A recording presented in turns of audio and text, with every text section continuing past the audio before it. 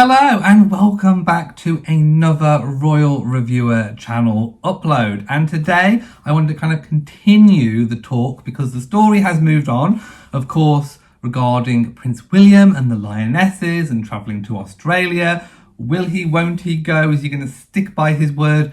Anyway, at the time of making this video, the Lionesses have played their match against Spain, and sadly for us here in the United Kingdom, England in particular, they have lost. I think the score was 1-0 to Spain. So it didn't go the Lionesses' way. So I want to say a big congratulations to the Lionesses for getting as far as they did. It was truly an outstanding feat. So well done for getting there and taking part and having an incredible match.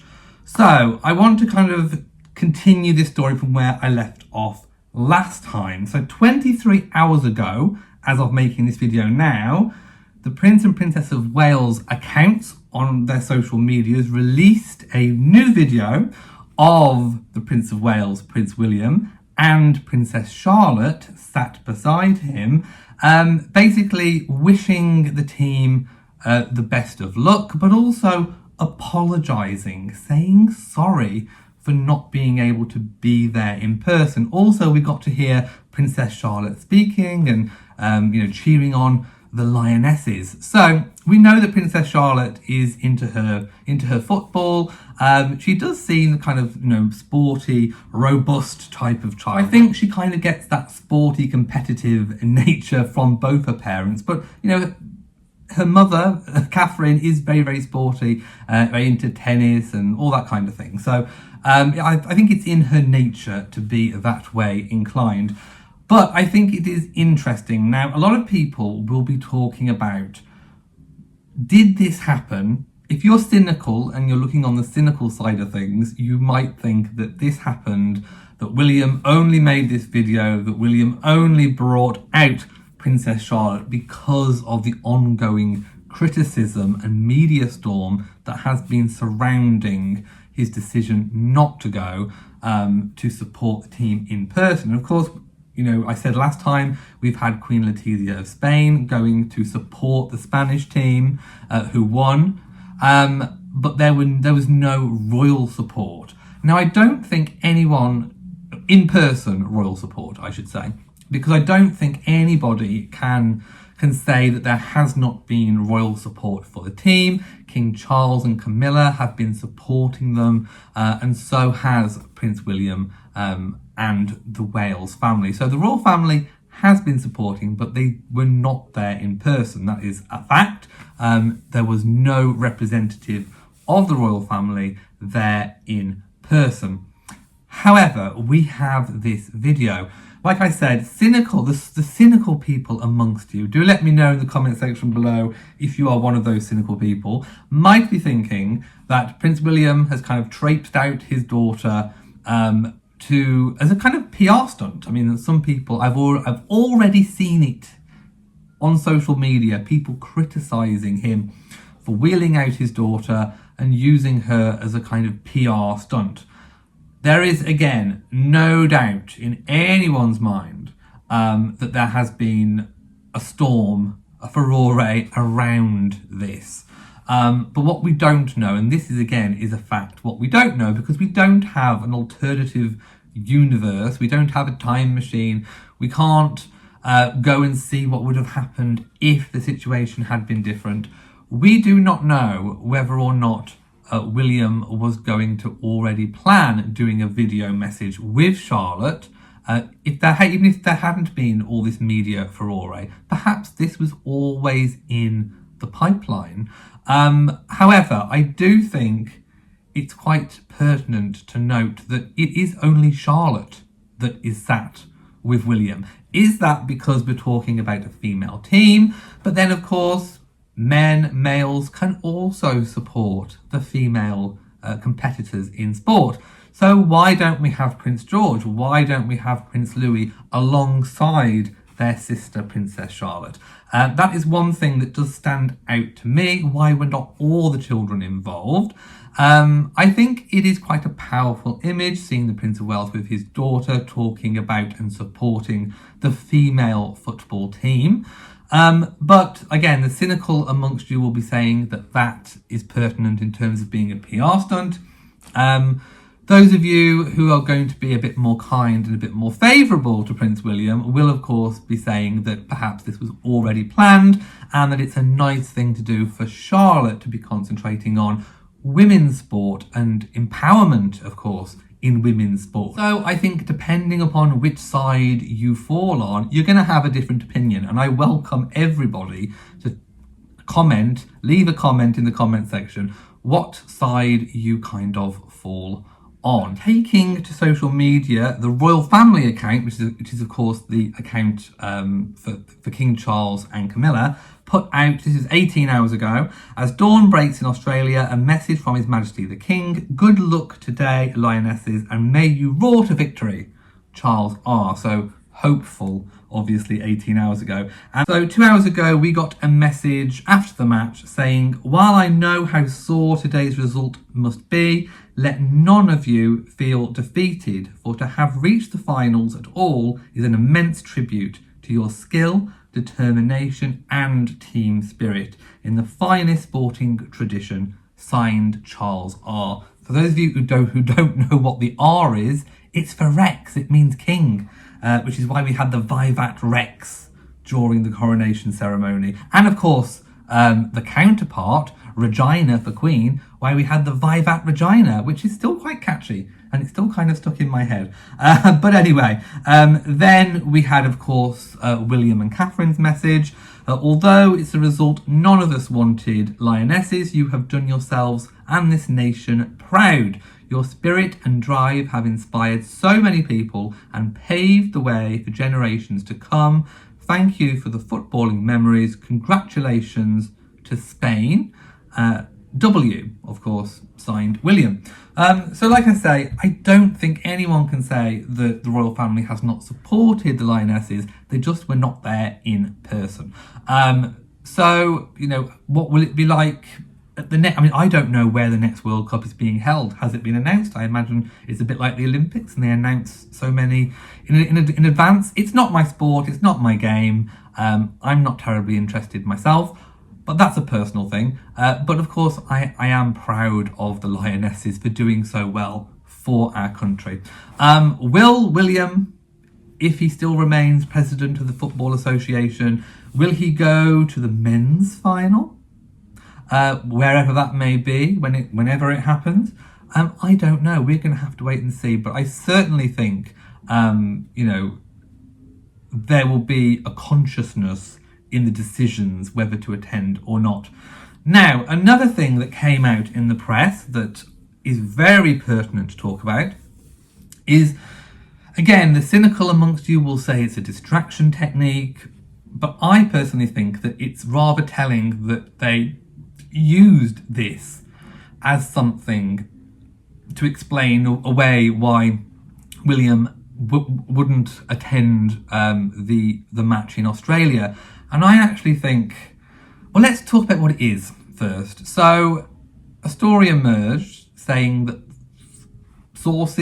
palace sources had revealed that the king, when he goes to Balmoral, I think this Monday, I think, so tomorrow is his first day, he wanted to have some kind of summit on the future of the royal family, which he wanted to invite William and Catherine. Now, we know that William and Catherine are due to spend some time at Balmoral during the summer holidays. They normally do, they have done in the past with the late Queen. That tradition is said to continue under King Charles, although King Charles has moved his stay to Balmoral later than what the Queen did, by 2 weeks, which has extended the open season to tourists at Balmoral. Also, we are expecting the king to stay at Balmoral and not his favoured Burke Hall. Again, there was talk about this. We'll have to wait and see as to whether that transpires or not, but the king is expected, at least, well, the gossips are saying that he's going to be staying at the main Balmoral Castle, which I think he might do. at least for a couple of weeks, and then he might decamp to Birkhall. But William and Catherine are expected. We don't know what week they're coming, but if this has anything to go by, the gossips are kind of saying that perhaps William and Catherine will be attending this kind of summit, this meeting on the future of the royal family on Monday, or at least that week, sometime during that week, which would explain why William couldn't just drop everything to go to Australia. So like I said, the cynical people amongst you will be saying that's just been released as a kind of a distraction. Let's just call it a distraction. Others of you, myself included, will be thinking, well, okay, if it was a distraction, that's one thing. But to say, to reveal information that a summit might even happen about the future of the monarchy is rather telling in itself. And I actually think that this is going to happen, regardless of whether or not it was a distraction against the whole football saga that's been going on. The fact that there might be a summit and what that might involve. Now, I'm going to make another video that I will record after this one, that I will put probably to go out tomorrow or the day after, with a certain aspect of the future of the royal family, but we'll get to that a different time. But I do want to talk about the future of the royal family. Now, we know that there's going to be a core element to the future of the royal family. I think Charles already has his vision for what that looks like. So I think he'll be talking about that. I think William and Catherine will be talking about their future vision. And I think there's going to have to be some kind of compromise or meeting of minds to kind of start that transition from point A to point B. William, of course, being point B. And I think under Charles's reign, at least setting things up, almost setting the scene for when William takes over, but King Charles still doing things his way whilst he is still monarch. And we've already seen some kind of transformations about the way things are going. We still don't know entirely how the royal year is going to look. We know that the king has stuck to certain traditions already, but we don't know entirely what the royal year is going to look like. And of course, going forwards from September, the anniversary of the late Queen's passing, I think we'll get a fuller picture of how the royal year is going to play out, because in the first year we had a lot of firsts. There was the first of this, the first of that. We had the Queen's funeral, we had the coronation, which kind of skewed things a little bit. So I do think we'll get a clearer picture going forward in this year. I think one of the main topics of discussion for any future of the royal family is going to be about the members of the working royal family. Who's involved? Is there too much work? Is there too little work? Versus the amount of people in the key working royal family to do it. I think there will be discussions about potentially involving Princesses Beatrice and Eugenie as members of the working royal family. Could it be on a kind of part-time, random basis? We don't know. I think there will also be discussions on Prince Harry and Meghan. Obviously, the royal family know more about what's going on than I think we do, so they'll be better placed to discuss that. But I do think one of the things that will be spoken about is what if Harry, either with or without Meghan, decided that he wanted to come back into the royal fold. How would they deal with that? What would that look like? What would a return potentially look like, if at all? What if Harry wanted to move back to the United Kingdom and not be a member of the working royal family? How would security work? How would housing look? All these different things. There's also talk, obviously, about when Harry is back in London. Will he have a meeting with King Charles?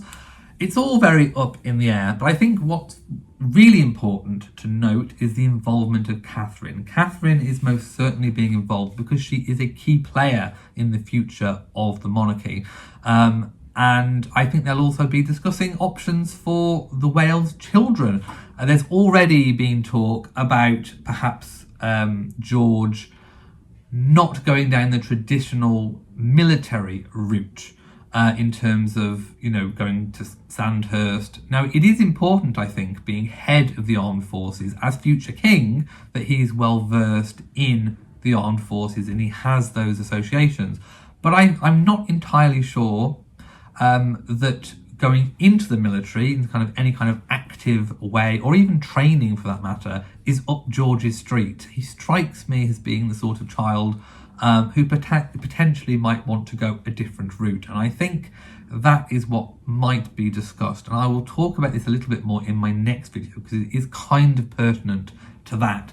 But, George is a bit more sensitive, shall we say, and I'm not entirely sure that the armed forces is going to be quite the right thing. It wasn't the right thing for Prince Edward, and he didn't really stay there very long or seem to enjoy it. And I think, William will kind of know that being railroaded into something that you're not really into, or that you're not going to be very happy with. I think as Charles understands, from the experience of going to Gordonstone, and not having a particularly good time, I think they'll be talking about the options potentially for some kind of early career for the royal children before they are kind of expected to take up or even take on at all those royal duties. So I think it was very pertinent that the topic of discussing the future of the royal family was brought up, even if it was potentially as a distraction technique. Am I making any kind of sense? So please let me know your thoughts in the comments section below. Thank you for watching this video. If you have enjoyed it, please give it a big old thumbs up. Don't forget to share on social media. And of course, do hit the bell so that you know whenever I upload a new video. So from me, mwah, to you all, and goodbye.